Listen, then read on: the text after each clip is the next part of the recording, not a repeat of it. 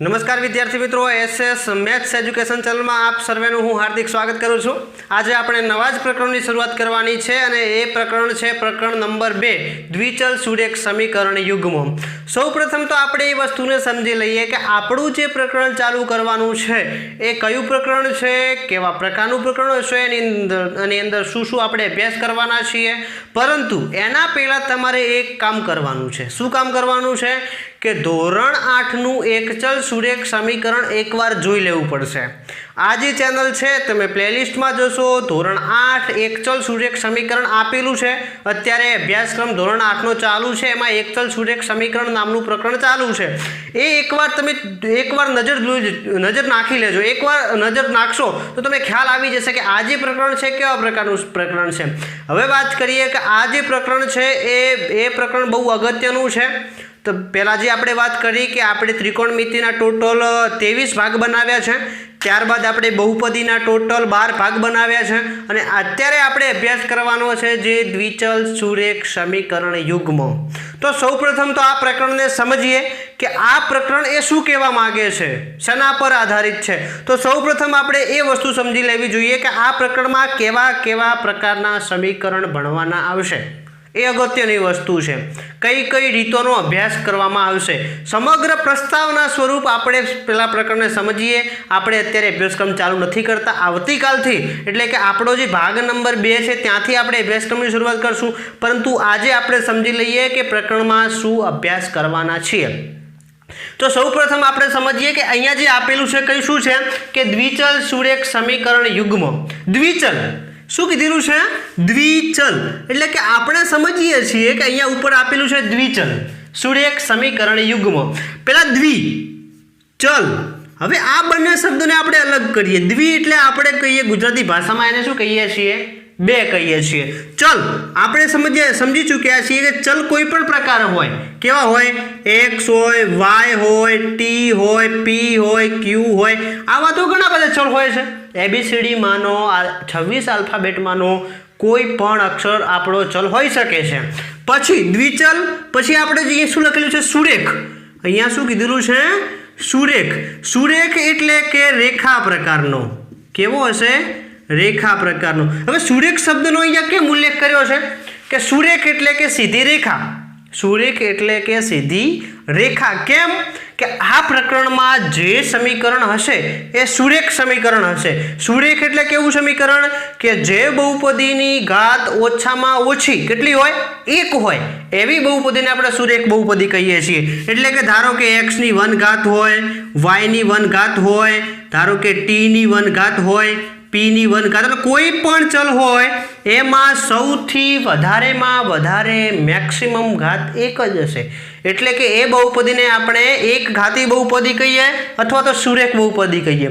બીજી વાત એ કે આખા પ્રકરણમાં આપણી પ્રથમ રીત આવશે આલેખની રીત। હવે આ આલેખની રીતમાં કેવું આવશે કે સુરેખ કીધેલું છે એટલે દરેક દાખલામાં આપણો જે આલેખ મળશે એ સુરેખ જ મળવાનો। એ કેવો મળશે? સીધી રેખામાં જ મળવાનો। આપણે હજુ તો પ્રકરણનું નામ ક્લિયર કરીએ છીએ। શું કરીએ છીએ? પ્રકરણનું નામ શું કીધું? દ્વિચલ એટલે કે બે ચલ, કોઈ પણ બે ચલ હશે, એક્સ વાય હોય, પી ક્યુ હોય, ઝેડ એક્સ હોય, કોઈ પણ બે ચલ હશે, દ્વિચલ સુરેખ। પછી આપણે લખીએ સમીકરણ। અહીંયા શું આપણું ઉપર આપેલું છે? સમીકરણ। તો હવે અહીંયા લખીએ સમીકરણ। તો સમીકરણ કોને કહેવાય કે ગણિતમાં કોઈ પણ સમતા આપેલી હોય, આ બરાબર છે તો આ બરાબર શું છે? આપણી સમતા કહેવાય। આને આપણે લેસ ધેન ગ્રેટર ધેન કરીએ એ પણ આપણે શું કહેવાય? સમતા કહેવાય। Less or equal, greater or equal, આ પણ આપણી સમતા કહેવાય છે। પરંતુ આપણે અહીંયા કેવી સમતાનો ઉપયોગ કરવાનો છે કે સમીકરણનો। આ શું છે? સમીકરણ। સમીકરણ કોને કહેવાય કે જેમાં સમતા દર્શાવેલી હોય એને આપણે સમીકરણ કહીએ છીએ। સમીકરણ પછી કેવું હોય? યુગ્મ। યુગ્મ એટલે જોડકું। યુગ્મ એટલે શું થાય? જોડકું। યુગ્મ એટલે કે બે। યુગ્મ એટલે કે આપણે કઈ સંખ્યા કહીએ છીએ? બે કી સંખ્યા કહીએ છીએ। યુગ્મ એટલે જોડકું છે। એટલે આખા પ્રકરણમાં આપણે આવા પ્રકારના સમીકરણ ભણવાના છે। પહેલા તો દ્વિચલ એટલે બે ચલ, ચલો કે x + y, કેટલા ચલ થઈ ગયા? બે ચલ થઈ ગયા। સુરેખ એક ઘાત પણ થઈ ગઈ। સમીકરણ ધારો કે x + y = 0, આ સમીકરણ થઈ ગયું। आ समीकरण थई गयुं। शुं थई गयुं? समीकरण 1। शुं आपणे वस्तु क्लियर करीए के द्विचल सुरेख समीकरण, बे चल एक घात समीकरण 1 ए समीकरण थई गयुं। पाछळनो शब्द केવો आप्यो छे? युग्म, એટલે કે સમીકરણનું જોડકું હશે, બે સમીકરણ હશે તો આવું સમીકરણ હશે। ધારો કે કોઈ પણ પ્રકારના સમીકરણ હોય કે 3x + 2y = 5, આ સમીકરણ નંબર 2। તો આ જે વસ્તુ આપેલી છે એને આપણે શું કહી શકીએ છીએ?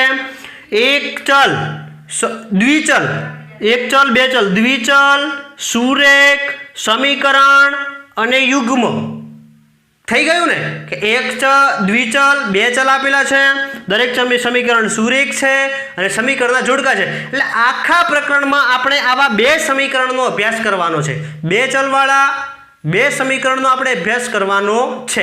તો હવે તમારે શું કરવાનું છે કે ધોરણ 8માં તમારે એક ચલ સુરેખ સમીકરણ આપેલું છે, એ એક ચલ સુરેખ સમીકરણને એકવાર તમારે નજર નાખવાની છે પ્લેલિસ્ટમાં જઈને। એટલે શું થઈ જાય કે આપણું જે ફંડામેન્ટલ છે, આપણો જે બેઝિક પાયો કદાચ કાચો રહી ગયો હોય, લોકડાઉનના સમયગાળા દરમિયાન ધારો કે આપણો ગેપ પડી છે વચ્ચે, તો આપણો પાયો કાચો છે, તો એના આધારિત એના બેઝિક આધારિત પ્લેલિસ્ટમાં જઈ ધોરણ 8નું પ્લેલિસ્ટ છે, એમાં એક ચલ સુરેખ સમીકરણ આપેલું છે, એકવાર અવશ્ય જોઈ લો।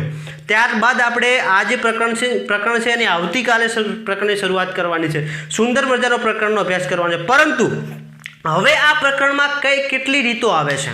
તો આ પ્રકરણમાં ટોટલ 4 રીતો આવે છે। કઈ 4 રીતો હશે?